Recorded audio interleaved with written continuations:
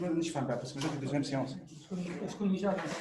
هو الاخر الحكيم تاعنا الزهيريه بروفيسور الزهيريه كيفاش تفكر شوف بقى واش ندير رحنا وين هي كونسير ما نقول لك واش بداك ناقص لا تقدر تعاود دوزيام كور لا كيتعاود دوزيام سيونس ما كملتش الاخر قال لي نقدر هو ما تعديش 20 مينوت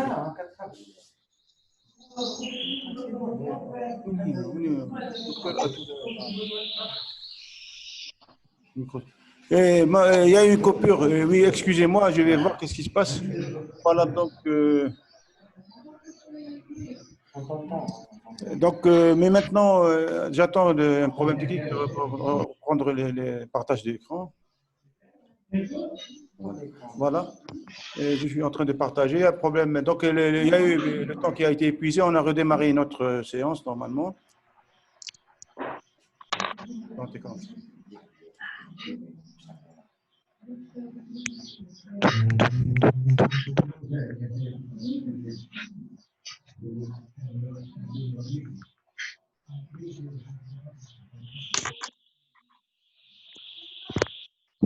Voilà, excusez-moi pour cette interruption, c'est un problème technique et on revient un peu donc aux formes cliniques. Il y a les formes compliquées, il y a les formes donc le cancer superficiel ou précoce, il y a les formes selon l'anatomie pathologique et il y a les formes sur moignon gastrique. Ça veut dire quoi, moignon gastrique?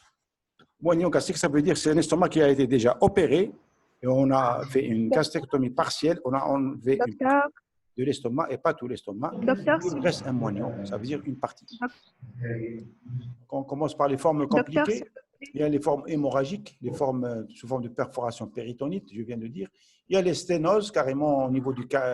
Il faut retenir surtout les sténoses au niveau donc anthropylorique. Quand il y a une sténose au niveau de l'antre, c'est les formes les plus fréquentes. Je l'ai dit au début, je le répète, c'est important. On peut vous poser des questions comme ça, donc piège. Retenez bien ça. On vous dit quelle est la région la plus touchée par le cancer gastrique, quelle est la partie de l'estomac ou la topographie, la lésion la plus fréquente, c'est au niveau de au niveau de pylore. Donc la région anthropylorique, retenez ça. On va vous proposer par exemple au niveau de la petite courbure, la grande courbure, au niveau du cardia, au niveau du corps de l'estomac, au niveau du fundus, tout ce que vous voulez. On vous dit anthropylorique, c'est la région anthropylorique la plus fréquemment touchée.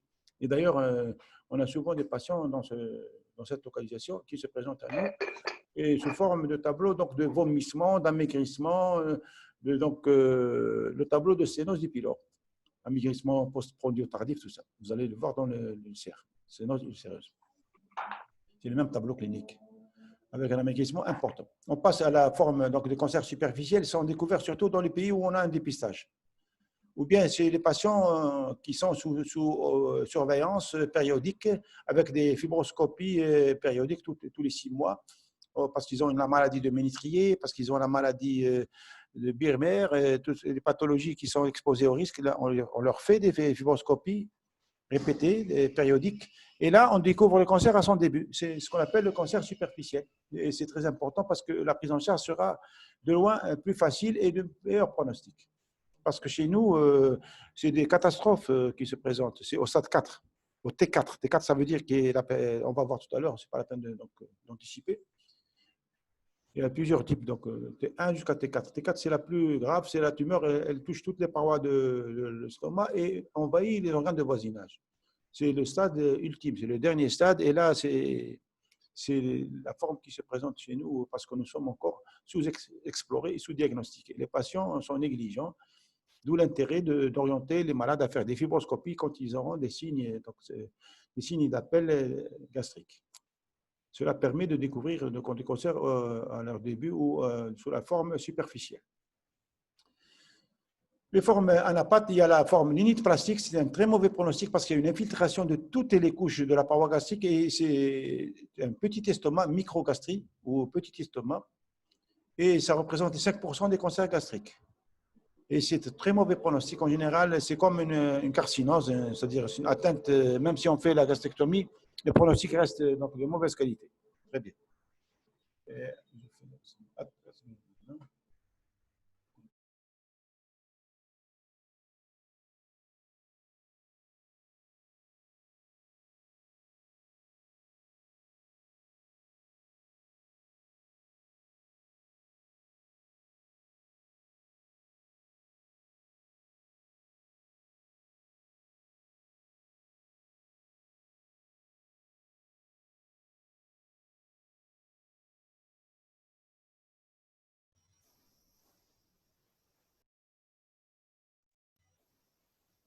دكتور مش قاعد تسمعوا.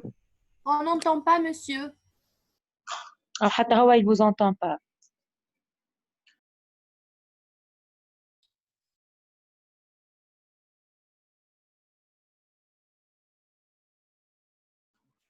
Voilà, une petite coupure pour problème technique. On revient donc après les limites plastiques, on a les cancers du moignon gastrique. J'en ai parlé tout à l'heure. Ça veut dire quoi le moignon gastrique? Cela veut dire que l'estomac a subi déjà une intervention chirurgicale pour une tumeur bénigne, tel qu'un adénome ou tel que pour un ulcère, donc la région tropylorique, on peut faire une entérectomie.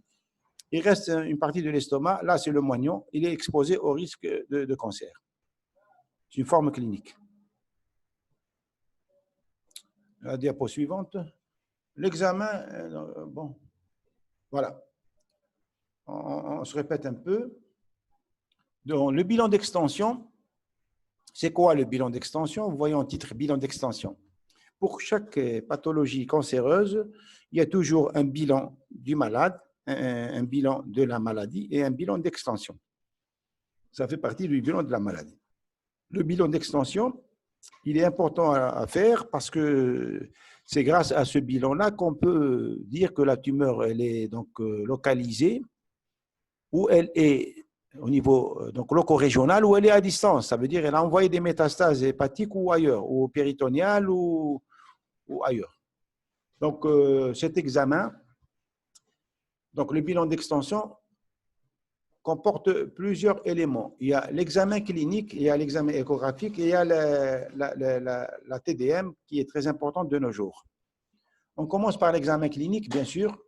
Chez un malade chez qui on a un cancer gastrique diagnostiqué, on a la biopsie, c'est un cancer adénocarcinome, par exemple, de la région antrale.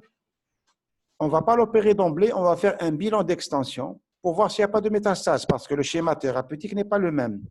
Si la tumeur est localisée et si la tumeur a des métastases, la prise en charge chirurgicale ou la prise en charge du patient n'est pas la même. Donc, il y a une autre stratégie à prendre en fonction de la localisation de la tumeur. Si elle est donc juste localisée ou elle a envoyé des métastases. Je suis en train de me répéter. L'examen clinique recherchera donc un ganglion de Troisier. C'est ce qu'on appelle le ganglion suscapulacose qui témoigne d'une métastase. Il recherchera une acite, donc, qui est probablement d'origine carcinologique, ça veut dire qu'il contient des cellules néoplasiques par compression, ou bien une masse abdominale, il se trouve une masse abdominale, ou bien un foie, une hépatomégalie, et moi je n'ai pas écrit ça, mais vous le déduisez vous-même. Quand le foie est augmenté de volume, une hépatomégalie nodulaire, avec des nodules, n'est pas lisse. Lisse, c'est l'hépatomégalie médicale. Mais quand il y a des nodules, c'est des nodules de métastase en général. L'échographie, c'est un examen fiable qui va donc compléter l'examen clinique. Il va rechercher des métastases hépatiques. Il va aussi rechercher des adénopathies quand il est performant.